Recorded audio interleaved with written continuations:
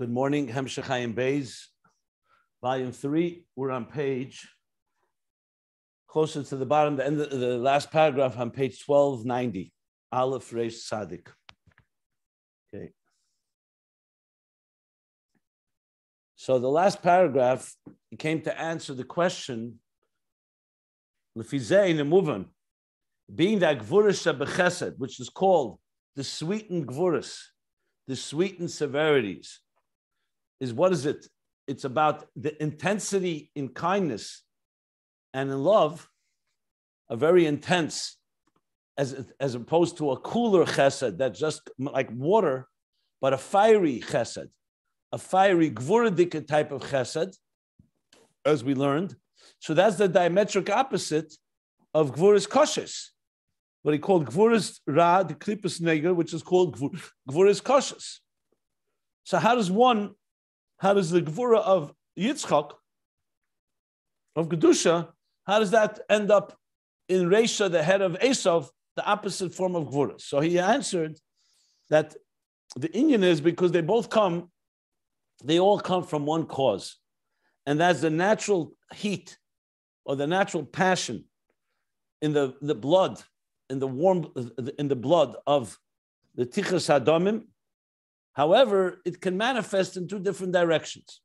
It could either become passionate love or it could be passionate anger, to the point that it can lead to murder, he said, and the taivara and so on. Like wine, he gave the example of wine. That wine is this level of gvurah, awakens this passion.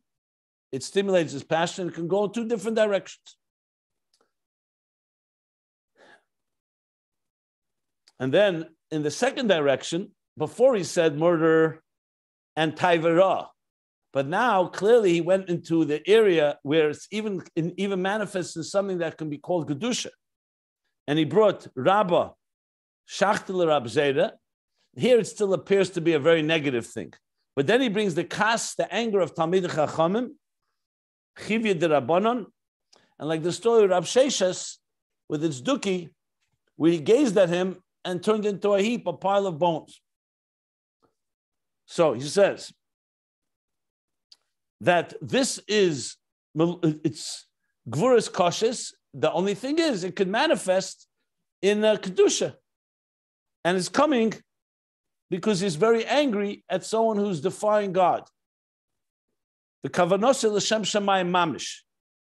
And it affects him deeply because his intention is completely because of godly reasons.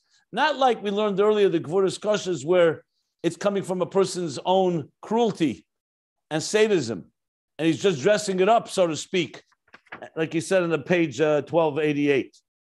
We said clearly these words. He said, here it is coming inside Yiras Shamayim, but still, it's still Gevurah's mamish, to the point that his curse or his gaze has a negative, destructive impact.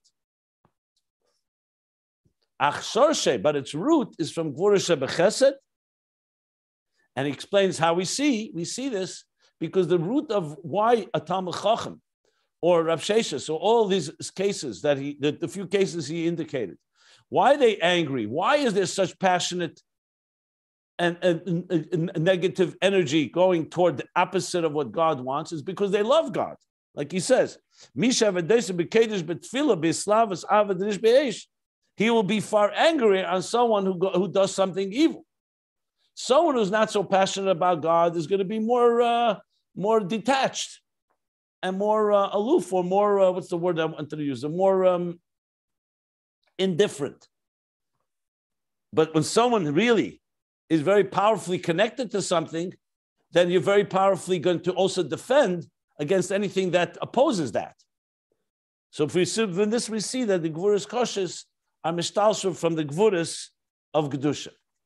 That's where we reach so far. And now he's going to continue the next paragraph. Let's learn the next paragraph. And as I said, a lot of things were going to become clear now as he brings it back to Havaya Chatum Merivov, which is the elimination of these opponents. Even in Gedusha, even the Gevurah of Gedusha is also eliminated. That's Havaya Chatum Merivov, like we learned earlier. Because to say it just eliminates the opponents that are klipa, that are negative, that we understand. But it's even greater. We're saying it's even eliminating the opponents that are coming from a Gedusha place. Like we said, the Bnei Elikim that say to God, hey, the Jewish people or the people, this person has sinned and deserves punishment, not compassion. That Midas Hadin that challenges the compassion of God, like we learned about Rosh Hashanah before. Even that's eliminated because that's what we're going to learn now. So he's going to say like this: and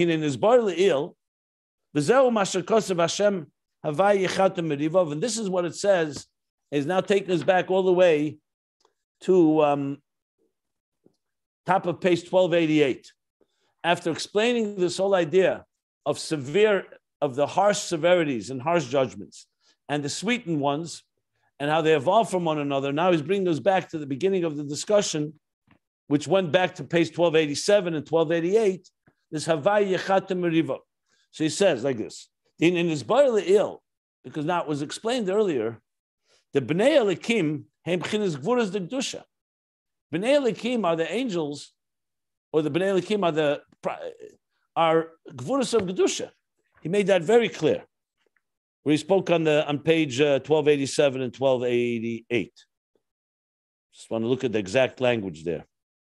Yeah, the Bnei Elikim hem b'chinas, top of page 1280, b'chinas Gevurah de Kedusha Adayim, and that's why they're called Bnei Elikim al derech mashal, like a ben. Why are they called children of God? Because they're like a child that is very medagdik. He's very vigilant and very meticulous about the honor of his father. And the Bnei Elikim, the medagdik can be yesed on anyone that is lacking avodah and drawing down energy through mitzvahs. So they're very medagdik on that. They're very aggressive about it.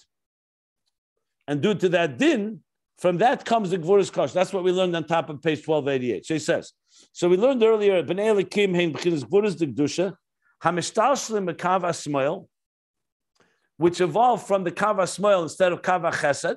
Kav chesed is kindness, compassion. This is coming from the kav asmoil, but it's in Kedusha. V'eimdim leneged b'chinas shem Havaya de chesed, and these Bnei Elikim, they stand in opposition to Shem Havaya of Chesed, of kindness.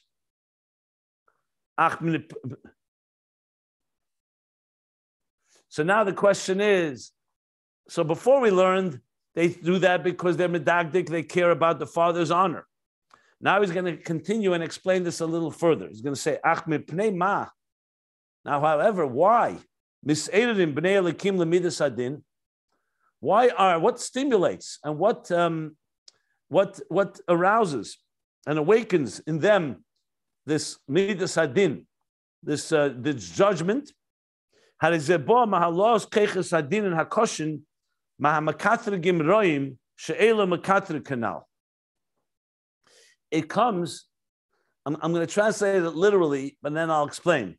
Halos keches hadin and hakoshin means that it's rising from the very negative and evil prosecutors that are rising, like he said with the Satan, she'elo makatrik. He said, Oilo mastin uyedid makatrik. But that they rise to stand up. So it's coming from a very evil place. Now, seemingly, this seems to contradict what he said before. Before he said is the other way around. That it's from the holy Gevurah that there's the unika to the negative one. Because when you medagdik too much, when you're too meticulous, what happens is, he said, Kol ha-mesiv gereya. It's like you're too close, you put everything under a microscope, and he said, Mistayev Gevurah's koshes. Now he's saying the opposite direction. So I'm just pointing it out. I don't think it's a contradiction, but we'll soon understand it. But he's just saying now that from where comes this Dividus Hadin, it's coming from Allah's Keches Hadin Nakoshin Ma'mekatrigim Roim She'elam Mekatrigim Umekatrig Canal. Shehein HaMa'erim.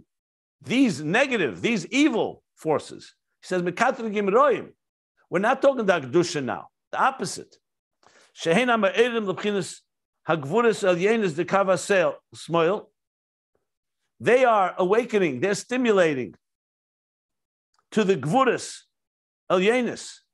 In other words, when you have someone below, meaning someone who is prosecuting and looking to find fault, not for good reasons, in something, so that in turn so-called awakens the Gevurah above of Kavas Smail. Why? Why does one awaken the other? Because they have a relationship, because they are actually an extension of that Gevurah. So here he's clearly saying it goes both directions. Because they're rooted there, that's why they can impact there. The head of Esav is what? Is in the bosom of Yitzchak. So since the higher Gevurahs, the Gevurahs of Kedusha from there evolved, he's very negative.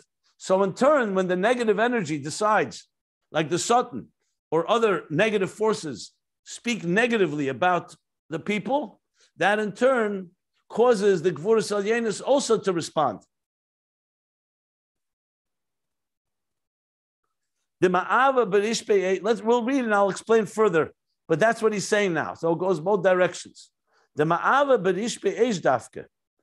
It's specifically due to the fiery love, the passionate fiery love, not the cool watery love, but the fiery passionate love. Mishtal shlakas al ever etzene, like we just learned. From there evolves the anger against those that defy God, that go against, that transgress against God. Because we said the more a person loves God passionately, the more they're going to despise and be upset, angry. So it's the same fire. The fire of passion to God is causing a fiery passion of anger to those that defy God.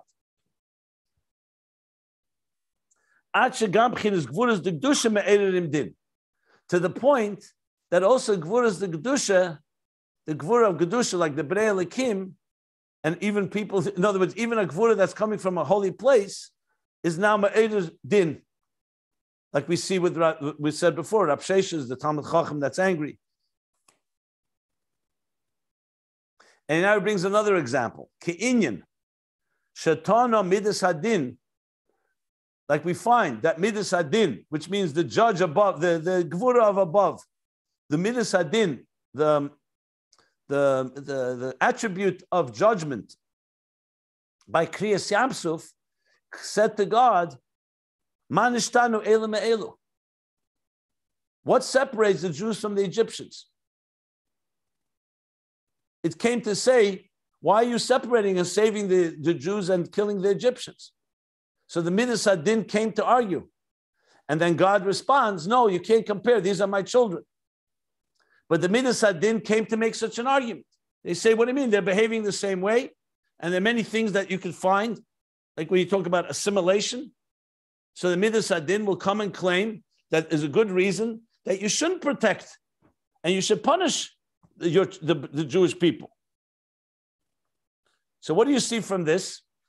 And now let me elaborate on this, because it can be a little confusing. Who's affecting whom now? On one hand, we just explained that it's from the Kedusha of Gevurah, meaning from the passionate love of God that causes one to have passionate anger against those that defy God. But now he's saying because of that when those that when then the Gevurah's cautious that are below, that are the negative sort, when they come and start being mekatrig and come with a prosecution, with claims of what do we say? They come with complaints and want to prosecute the people. That in turn causes that also the Gevurah of Kedusha will be me'ered with Midas Hadin. But my question that I have is back to the original question. Just as he said, we understand how Gevurah of Kedusha can go two directions, the love of God or the anger toward those that defy God. But we're talking here about also the Roim. He says the Gevurah is Mekatrigim Roim. That means that from that also evolved the very negative forces that are purely cruel and sadistic. Like we said earlier about the Satan and the Malachim Roim, the bad evil, the evil bad angels that cause damage. He's clearly saying it evolved there. The question I had earlier is, how did it get there? we understand it got to Kedusha. And here he's saying now again that since it originates in Kedusha, that's why when there's the negative forces prosecute, it will affect that also the forces above will prosecute. But it seems to me that the reason that the Talmud Chacham or Rab Sheshes or the Midas Hadin Lamaila, the reason they're claiming that you should punish is not because the Satan is claiming to punish. It's because of Kedusha Dika reasons. Because we love God so much passionately, that's why you you're angry and you want to prosecute those that are going against God. How is that affected? I'm asking a question on what he's saying here. I'm not clear how he's explaining how it's affected by the Satan and by the evil forces. It's good enough to say the reason that a person is. So it sounds to me that there's another element going on here that he hasn't spelled out. And that is, and this maybe will come to explain what I'm asking right now. And that is like this. The fact of the matter is that there are forces, and we didn't really, there are forces in the Shtalshlus, like what we call the Satan, or what he called Malachim Roim. I'm looking at the bottom of page 1288. So these forces, Kol Iker Chayusam, their primary sustenance, or Kol Iker, or all their sustenance is to cause damage.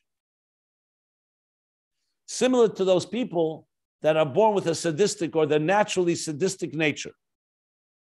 Said that very clear. What are they a result of? At the bottom of page 1288, he says it's a result of our evil doings. So in other words, if you talk about before creation, those forces didn't exist. But once God created a tzimtzum, and he created a world with his free will, and people will transgress, like we see Adam and Chava did eat from the tree of knowledge.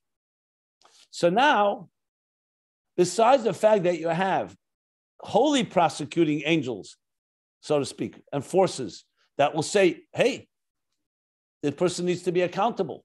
They need to be punished. They need to be disciplined.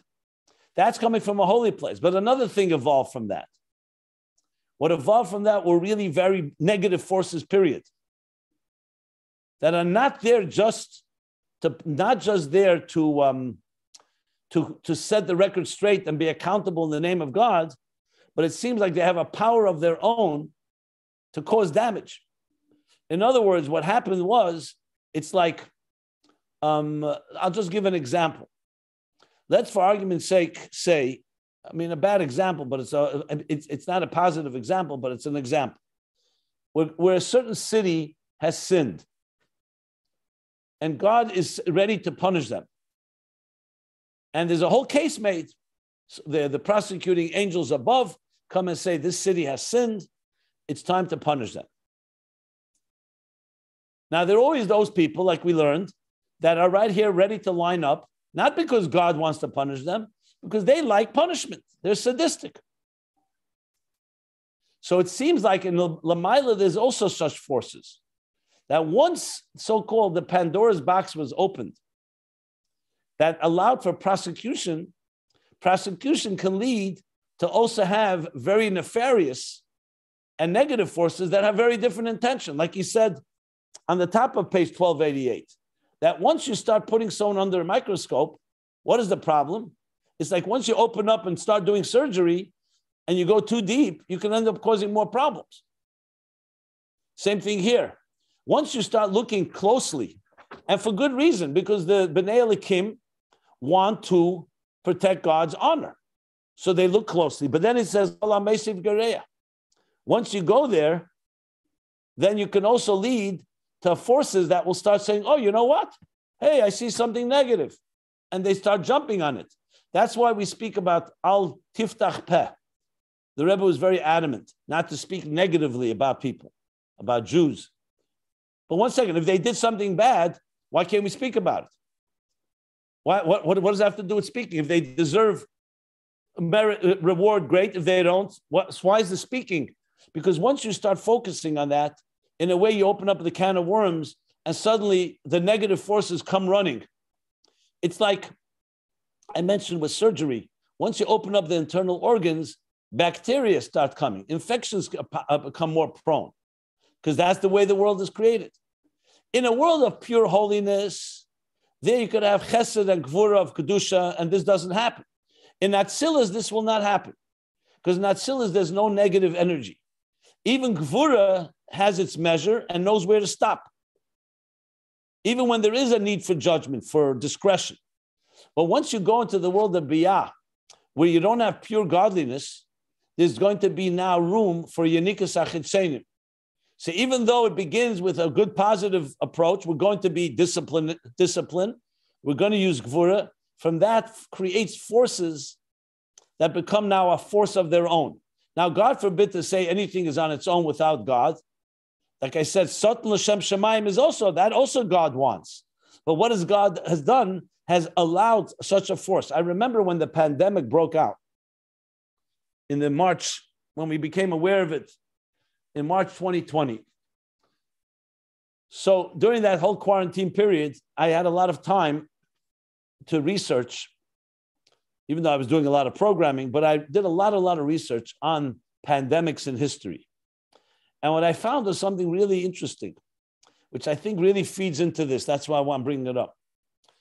There's one thing, there's a Gemara in Baba Kama, which is really the basis of how we behave according to Allah in a time of pandemic. So it says, when there's Yesh Dever, when there's a plague in a city, so either you try to run away from the city before, but if you can't, it says you should quarantine yourself. And the pasuk that's brought is actually a verse in the Torah.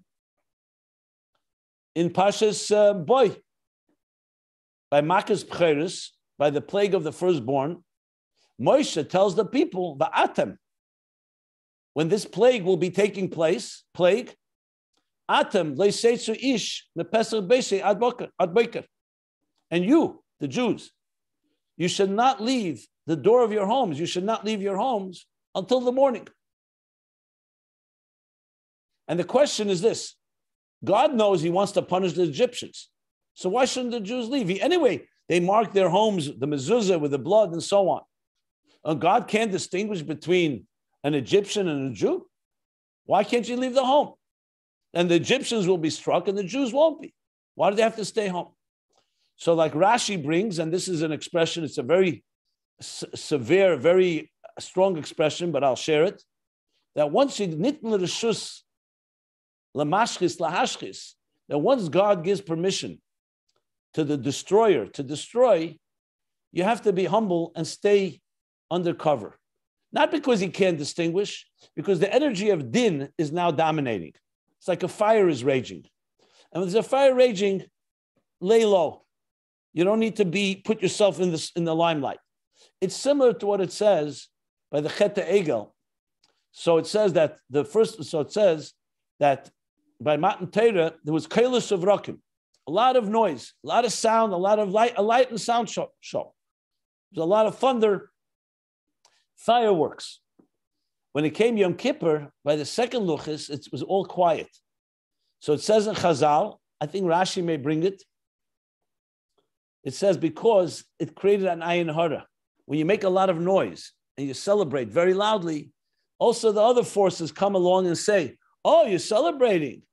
Since you're celebrating, let's really look. Do you deserve to celebrate? And they start inciting, so to speak, the negative elements. And ultimately, it led that the people fell and they built a golden calf.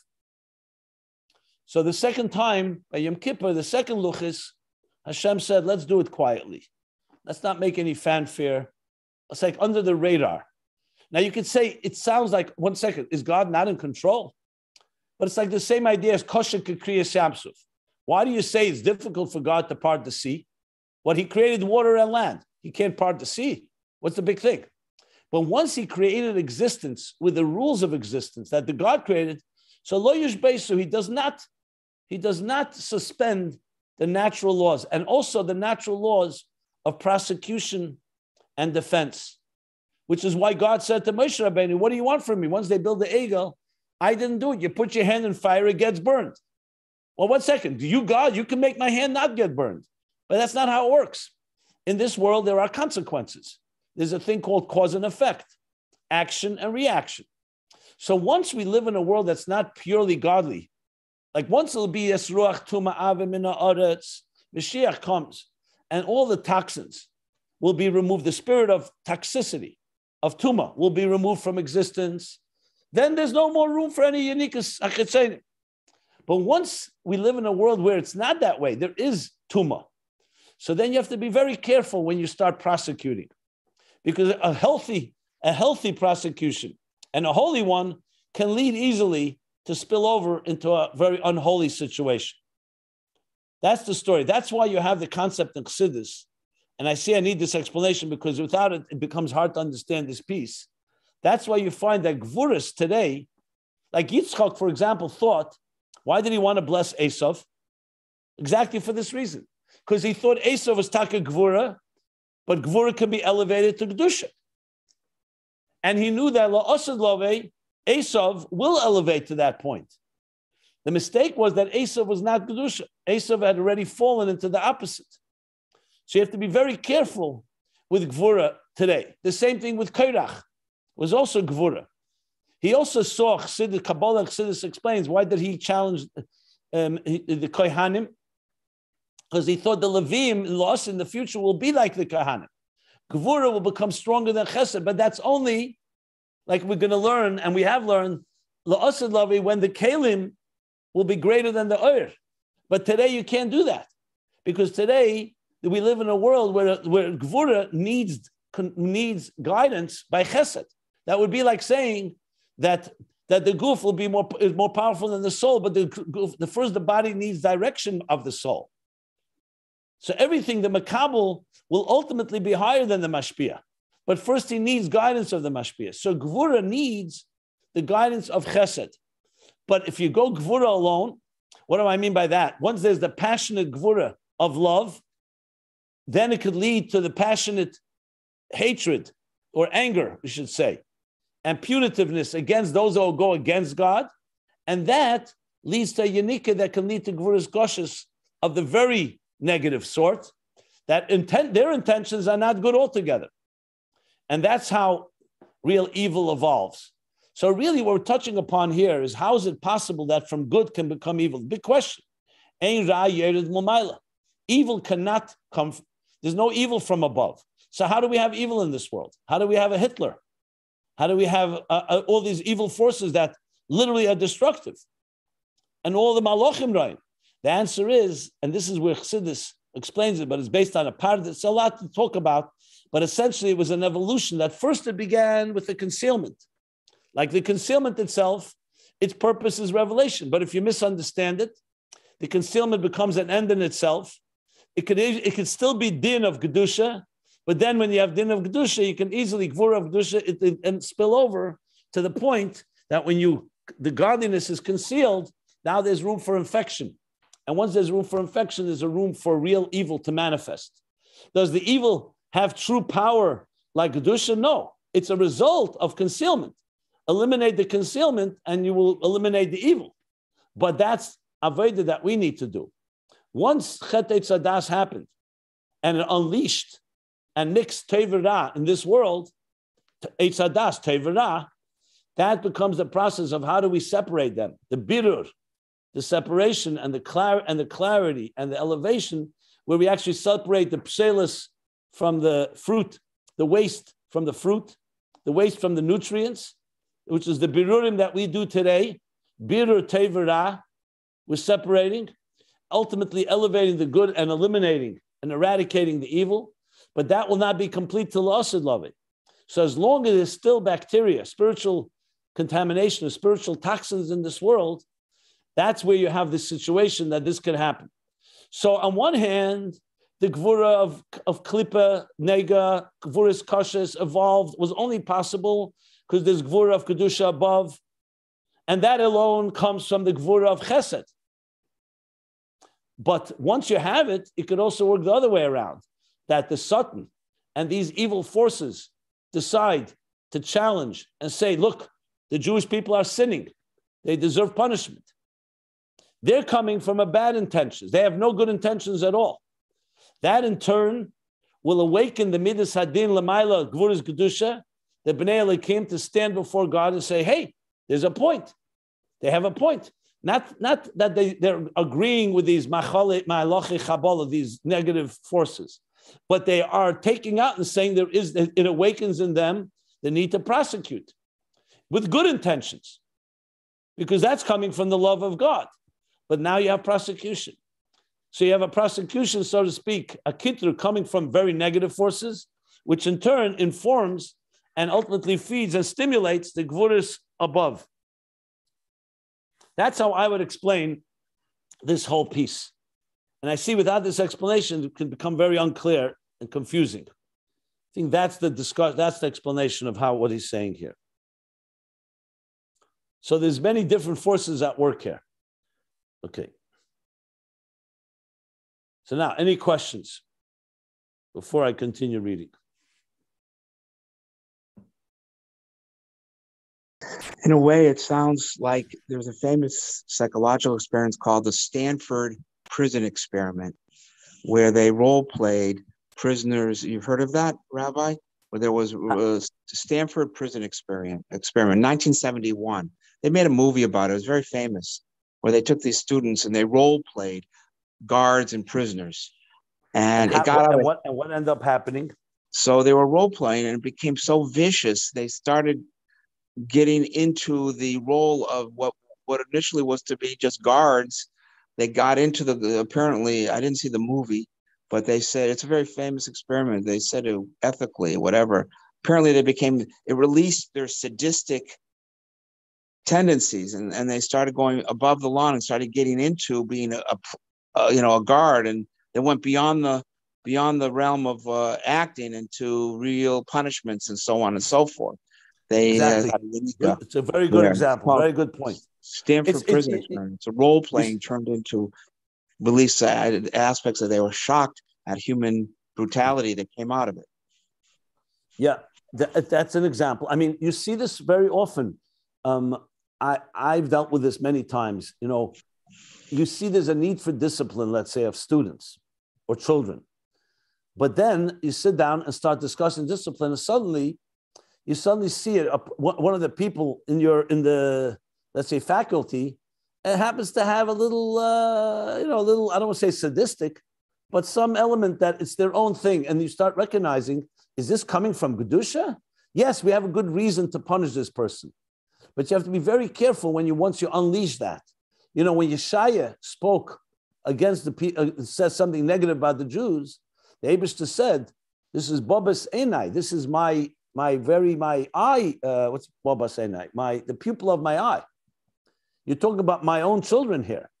And even though, yes, you may say something negative, but at the end of the day, he actually sealed Yeshaya's lips. The Rebbe brings this. In other words, it's not always because it's wrong, but once you go into that area, you got to be extremely careful. One of the reasons the Rebbe said to educators that today there's no longer sparing, that the concept of sparing the rod from the child is hating the child.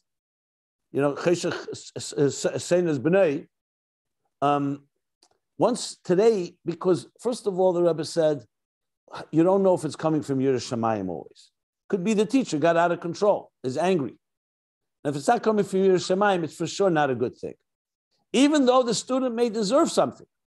And secondly, the Rebbe said today, it could have all kinds of unique sachitzenim. Because what happens at the end of the day is the child can absorb it and experience something really negative. And later, I know people who've left yeshiva and they ended up really, it was traumatizing to them. You have to really know how you do, to both the person who's receiving and the person who's giving it. When you go into the world of Gevurah, there's all kinds of spillovers. And it's a very critical point here. Obviously, here we're talking in even a more aggressive way. You're talking about the Malachim Roim and so on.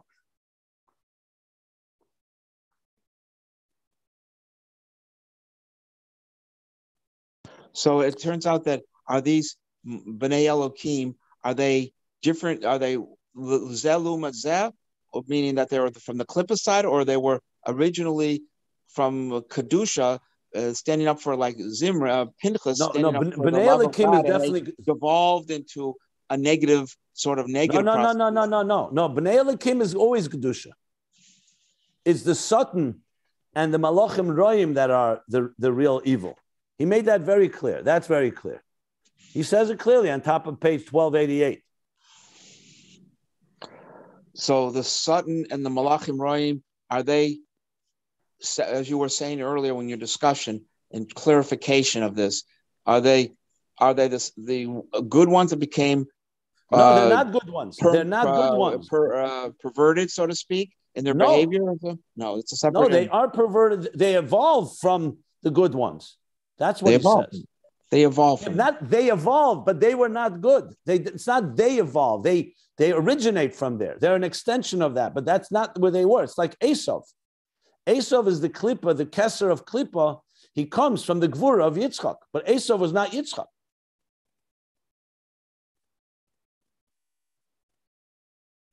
And he's not Yaakov.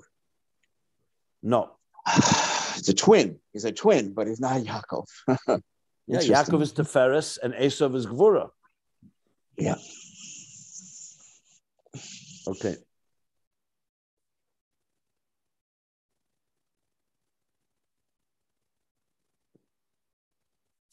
So this medrash that he just brought about Kriyas Yamsuf, there he goes even further. He says, what's the difference between these and these? Ma elu, he says, just as the Egyptians are doing this and this, the Jews are also doing.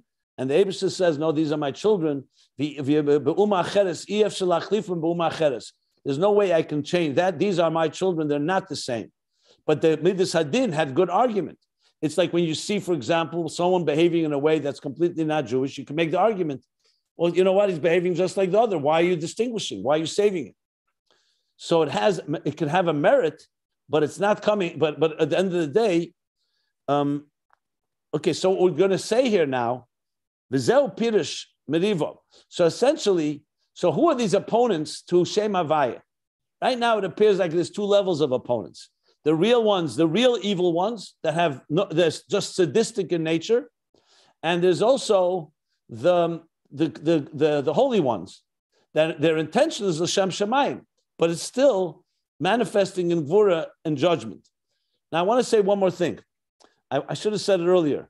The very concept, and this is like something that is a very big question.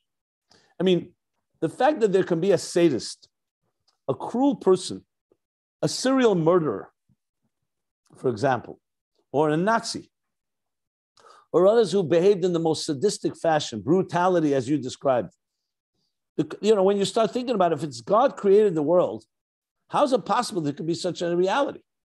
I'm not talking about, even if you say it's mental illness. So that too is a question, how something can become so distorted. But they're fine. But they're really cruel people. There's cruelty. We've seen cruelty, and unfortunately.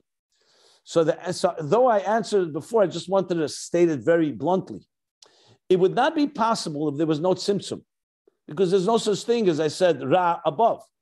It's only a result of utter concealment, and not just concealment, a concealment of the concealment to the point that we can think we're independent of God and we can think we're self-made human beings. Because at the end of the day, everything starts with the ego.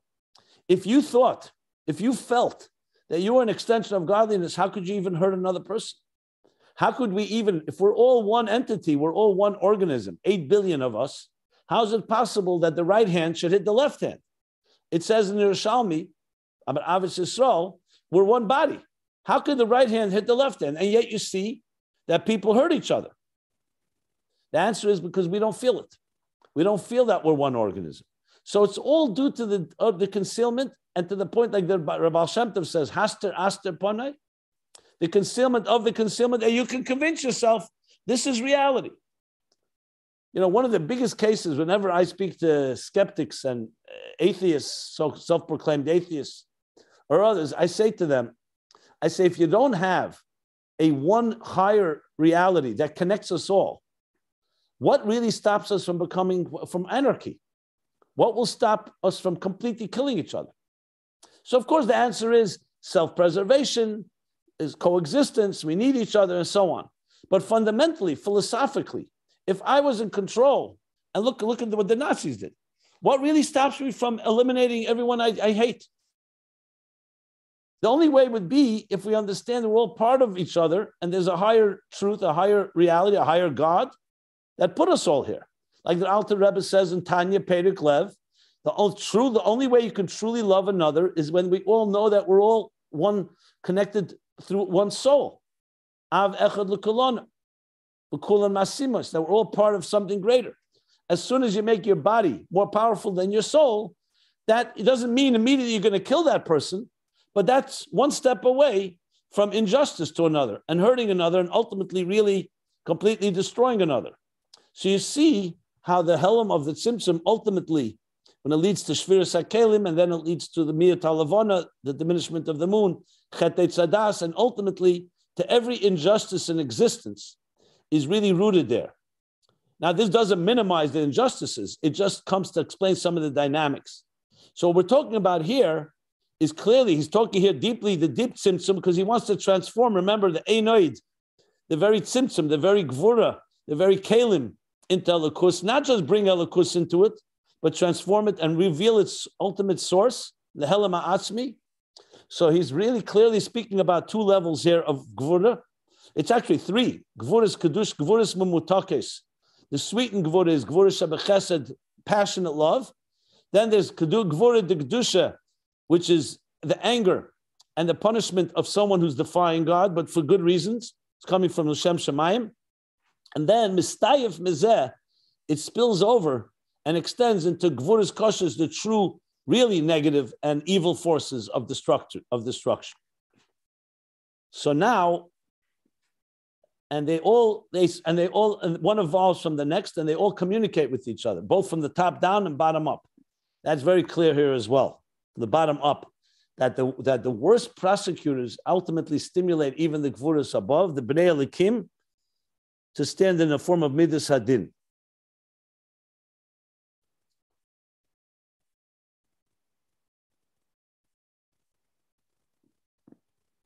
And we have to remember, like he said at the bottom of page 1288, that the root of it, miras ha'odam b'maisav, the bottom line, if we never transgressed, all this would not have been possible. If there was just a concealment of the tzimtzum, but Adam and Rishon had not eaten from the tree of knowledge, and there weren't the following generations of sins and transgressions, we would not have evolved to this level. But the human sins actually fed this distortion of the concealment, and the more it fed it, the more the toxins grew. So we have to keep that in mind as well, which is why our Avodah can repair it, because we can reverse the process. Like we learn in Bas Ligani, Avram reverses it, and Yitzchak, and ultimately all the work through the generations till Mashiach comes is reversing the power of the toxic ego and the toxic selfishness that ultimately leads to all this destruction we're describing here. So now he says like this, V'zehu pirish merivav. This is the meaning of his opponents, his enemies. So it says in the expression, Loshel Poel Yetze. So in Hebrew, Merivov, or the way the word is written Merivah, but it's pronounced Merivov, because you're not just talking one opponent, you're talking about many. So he says, it doesn't say the expression his enemies, it says the ones that cause. Poel Yetze means it causes them to be an enemy. Shepoelim v'geirmim meriva el yeno the kava smel b'kava yamin. That's why it's called merivov. It's not just the opponents, it's the one that are instigating. How would you say if it was merivov like a noun? You would just say merivoi, right? Merivoi. Merivov. Not sure how the Hebrew would work. Merivim. Merivav is his enemies. Merivim. Merivim would be his enemies. When you say Merivov, it's the ones that cause the enemies to be enemies. So Shapelim Begamim, they cause an impact and cause Meriva El Yena, a battle above, a struggle above the Kava Smel, the Kava Yamin. That the negative the energies, the Kava Smel Gevurah is opposing Kava Yamin. Like we said, the Bnei Elikim challenge the voice of kindness and compassion. It challenges and says, no, they don't deserve. Judge them. Hashem ish milchama. Like it says by the Kriyas Yamsuf as well, Hashem, God is ish milchama, is a warrior, a man of war. What is it? And Razal explains, Omer Razal, B'yam nidma lehem kibocher esem milchama. That when the parting of the sea, and then God fought for them by drowning and eliminating the Egyptians, so it says that God appeared to them kibocher esem milchama, like a young man, like a young individual fighting a war. Kibocher.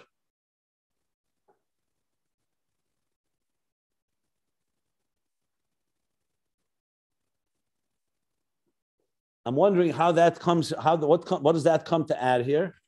What is he coming to explain with that?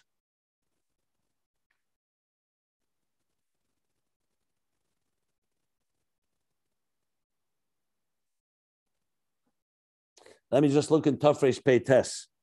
Maybe he comes to add something. Let's just see.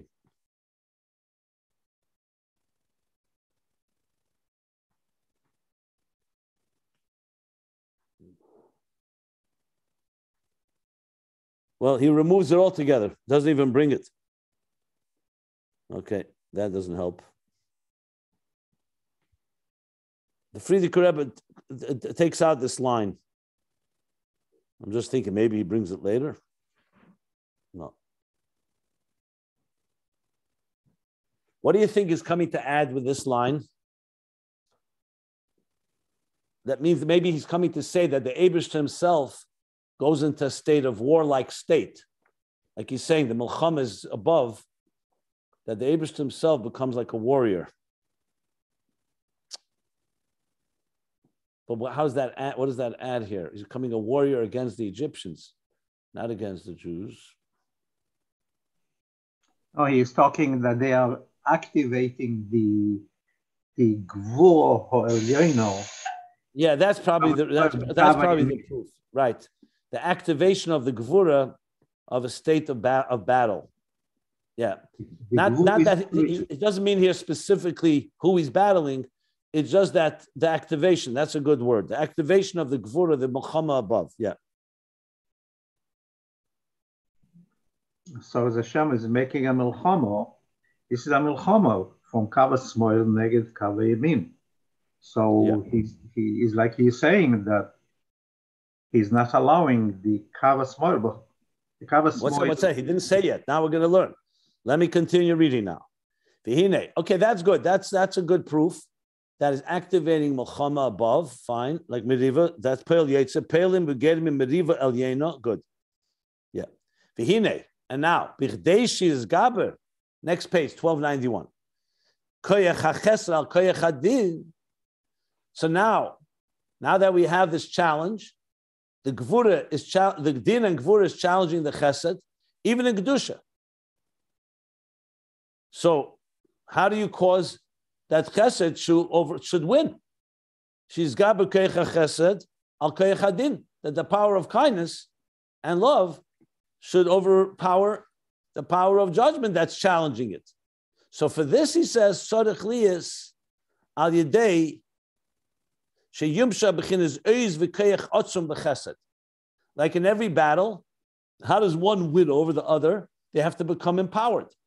So in order for Chesed to win over Din, over judgment, there has to be nimshach.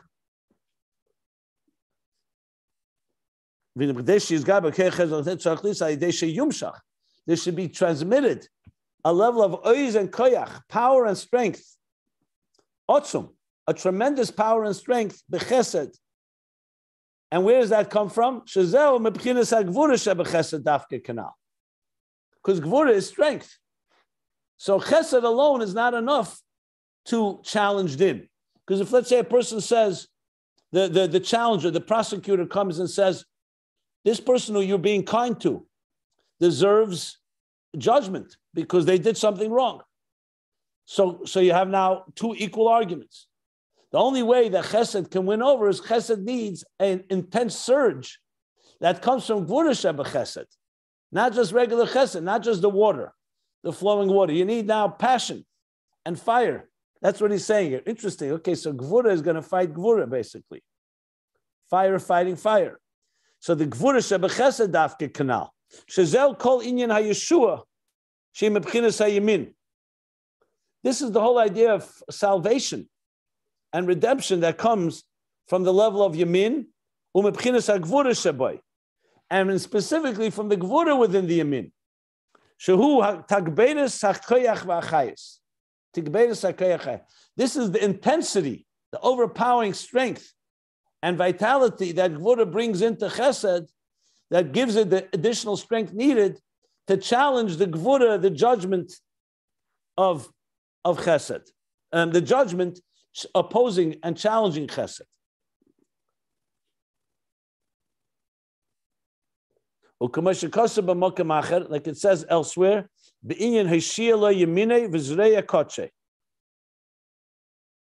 the word yamina, hishia his right arm saves him, his right arm and his right and holy arm. Okay. Wow. Okay, it's interesting. Interesting twist of narrative here, but it makes sense. So it's the gevurah of that, but it's not over yet. How does it win over if it's Gevurah versus Gevurah, as you just said? How do you get the victory of no, but it's Gevurah Shebechesed. Yeah, no, it's not just Gevurah against Gevurah. It's Gevurah of Chesed against Gevurah of Gevurah. That's stronger for some reason? Yeah. Well, if you make it stronger, that's the whole point. Maybe because it has Gevurah and Chesed with it. Let's see, he didn't finish yet. There's more to go, but I see we have to stop here. I'm just seeing what's the next lines here.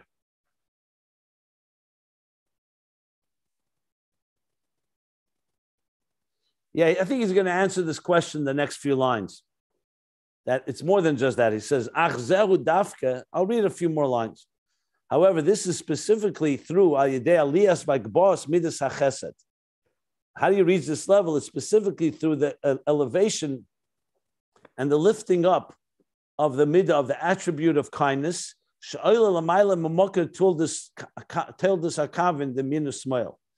chesed is going up higher to a place that's higher from the place where the two midas were born, the tildes of the two kavim, the two tracks of Yamin and Shmuel. In other words, Chesed and Gevurah are two equal forces. But Chesed is now going up to its higher place. Before there was Yamin and Shmuel, Sharin is barely ill, because it was explained earlier in Bechinas HaGevurah Shebechesed, Yis Taifus Bechinas Gevurah's Koshes. He's asking that question. We learned before that from Gevurah of Chesed, the passion of love, from that comes and can extend into and spills over into Gevurah Koshes, into harsh judgments that are not love, the opposite of love. So how could if from there came the Gevurah's Koshes, how can you have Yeshua from there, the same salvation? So that's the answer. Be'emes, Masha Gevurah's Mistaif, Mebechinas Gevurah Shebechesed, Zeh Shagvurah Be'gabrus ala Chesed. That's due to the fact because the Gevurah is overpowering the Chesed. I think we'll stop here. I want to stop here because this needs more explanation. So bottom line is we've covered to the point where he said now you need a higher strength in Chesed, that's Gevurah Shebechesed, but he's still going to explain, so what exactly happens? If Gevurah Shebechesed can evolve into Gevurah's Koshes, then what's the dynamics here? So he's going to explain it depends who's dominating. Is it the Gevurah that's dominating, the judgment, or is it the Chesed that's dominating, and it's intense Chesed? Like, in other words, is it water flowing, but flowing with intensity, or has it become like fire and judgment? I think that's what he's going to be explaining. Gevurah Shebechesed means Chesed dominates, but it's in an intense way. And Gevurah Shebegvurah is going to be just the intensity, just the judgment. I don't want to jump. I want to read it That's inside. that's a tsunami of water. Overcomes all the fire.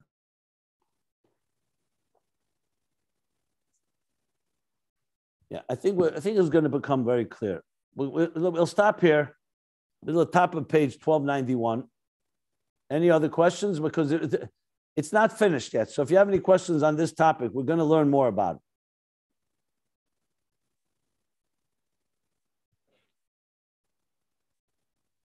Okay.